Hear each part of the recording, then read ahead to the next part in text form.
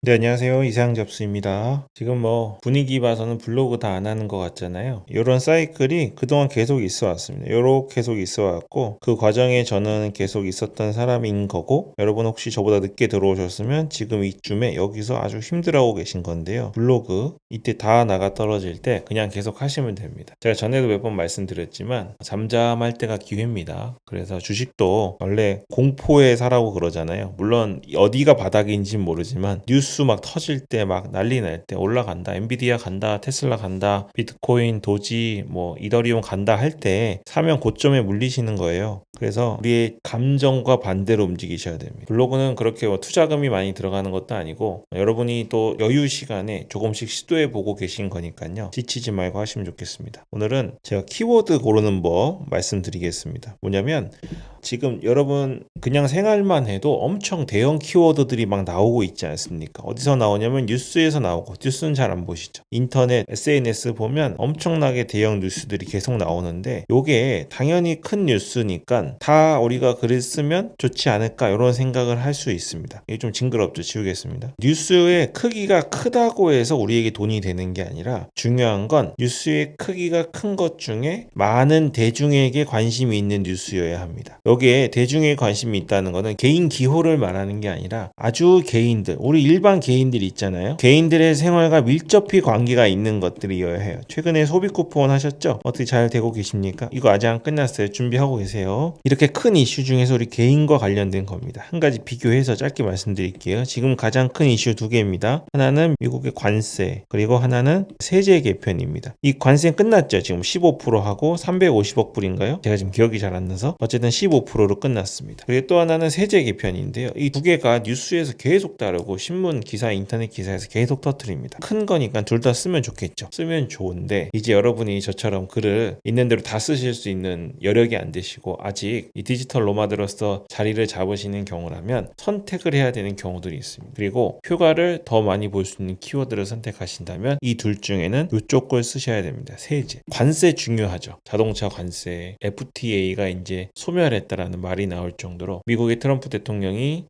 정치인인데 사실은 기업을 엄청 일으킨 협상의 대가 아닙니까? 그러면서 막 25%, 30%, 50% 때리고 갑자기 새벽에 글 올리고 난리가 났습니다. 나라가 휘청휘청할 대로 큰 일이지만 결국 이 일을 대처할 사람들은 우리 개인이 아니라 정부의 주요 관직, 또 정부에서 하겠죠. 그리고 큰 기업들, 미국을 상대로 수출입을 하는 분들이 가장 큰 일이겠지만 많은 개인들에게는 맨날 나오는 뉴스인 관세는 별로 접근성이 없는 내용입니다. 하지만 세제는 관련이 있죠. 세제 중에서 특히 뭐가 있냐면 이번에 큰 게 있습니다. 뭐냐면 여러분 배당입니다. 배당금 여러분 받으시나요? 여러분 그런 생각 한번 해보세요. 지금 돈을 많이 벌면 좋겠다 이런 생각 하시잖아요. 이거 자세히 다룰 건데 지금 당장 100억이 생기면 어떡하실 겁니까? 100억. 말도 안 되는 금액인데 이거를 제가 그냥 금액이라 말하는 게 아니라 여러분이 얼마나 금융에 대한 생각을 하고 계신지 한번 되돌아보시라고 말씀드리는 거예요. 자, 어디서 본지 기억이 잘 안 납니다. 직접 들은 건지 어디 유튜브에서 봤는지 모르는데 100억 생기면 뭐 할 거예요 하니까 금융 지식이 전혀 없는, 자신은 100억을 벌 거라고는 상상조차 해보지 않는 분이 50억은 배당에 넣어놔서 따박따박 돈을 받고요. 이렇게 얘기하는 거예요. 50억을 배당에 넣는다는 건 지금 한국 실정에서는 있을 수가 없는 일이죠. 배당으로 1년에 2천만 원 이상의 배당금을 받으면 종합소득으로 포함이 돼서 종합소득으로 과세가 됩니다. 최대 구간 몇 프로죠? 49%. 50억을 배당에 넣었어요. 국내에 있는 고배당주라고 하죠. 6% 정도로 하고 3억 원이잖아요. 그럼 2천만 원이 넘죠. 그럼 2천만 원이 넘는 금액 2억 8천만 원에 다른 거 지금 빼고 제가 자세히 세금 계산하는 거 아니니까 왜 말씀드리냐면 배당금이요. 생각보다 일반인들과 굉장히 밀접한 관련이 있습니다. 제가 전문가가 아니라 적당히 알아들으십시오. 이게 배당금이요. 문제가 있습니다. 네, 종합소득세로 과세가 되면 아까 말한 것처럼 구간별로 세금이 최대 49%까지 붙어버려요. 근데 사실 아까 3억은 최대 요율 구간이 아니거든요. 지금 아마 10억 넘어야 될 겁니다. 3억은 아마 40%좀 나올 겁니다. 숫자는 제가 틀렸으니까 여러분 말이 다 맞습니다. 나가 대충 그냥 50%로 계산한 거고요. 그렇게 지금 배당금이 투자를 할 수 없는 상황이라는 걸 말씀드리는 거예요. 종합소득세로 안 하고 분리과세를 해버리면 이렇게 구간별로 받는 게 아니라 정부에서 정한 특정 세금, 예를 들면 22%, 30%이 정도만 내면 되는 거예요. 일반인들은 물론 배당이나 이자 소득으로 매년 10억이나 5억을 받는 경우는 없지만 그 회사에 대주주 있잖아요. 재벌 있죠. 삼성, LG, 카카오, 네이버 이런 것들의 대주주들은 갖고만 있어도 이 금액보다 훨씬 많이 나오고 매년 세금을 49%씩 내야 되는 거예요. 그러니 당연히 배당을 하겠습니까? 배당 안 하죠. 배당하면 49%씩 가져가는데, 그래서 한국의 주식들은 사실 양도 차익을 우리가 바라곤 하지만 배당을 받을 걸 기대라고 할 수 없는 게 한국 주식이고, 요걸 개선하면 주식도 올라갈 거라고 지금 막 얘기가 나오고 있는데, 여기까지 얘기가 가면 안 되고, 다시 한국에 있는 일반인들도요, 배당금에 대한 꿈이 있습니다. 그래서 배당으로만 한 달에 300만 원씩 받으면 너무 좋겠다, 이러면 내가 욕심 안 부리고 그냥 살아야지. 배당으로 한 달에 500만 원만 받으면 내가 욕심 안 부리고 살아야지 합니다. 배당으로 500만 원 받으면 1년이면 얼마죠? 6천만 원이잖아요. 그럼 벌써 2천만 원을 넘어서죠. 4천만 원에 대해서는 아마 15%일 겁니다. 종합소득세로 과세가 돼버리면 15%의 배당소득을 내야 되는 겁니다. 개인소득이나 뭐 이런 거 빼고 지금 그냥 단순 계산하는 겁니다. 한 500만 원 정도 세금이 나오잖아요. 이게 금액이 커질수록 뭐 이런 게 생깁니다. 그러니까 짜증이 좀 나는 거죠. 이게 2천만 원이 넘어갔을 때 종합소득세로 합쳐서 계산하는 거에 대한 관심들이 많아요. 실제로 2천만 원 이상 배당금을 받든 아니면 아직 배당 투자를 한 번도 하지 않았든 간에 이렇게 되고 싶은 꿈들을 꾸고 있는 겁니다. 지금 한 계산들이 다 틀렸겠지만 엄청 큰 이슈 중에 관세가 더 컸을 거고요. 그 다음에 세제 개편이 있고 이게 배당 소득이 있는데요.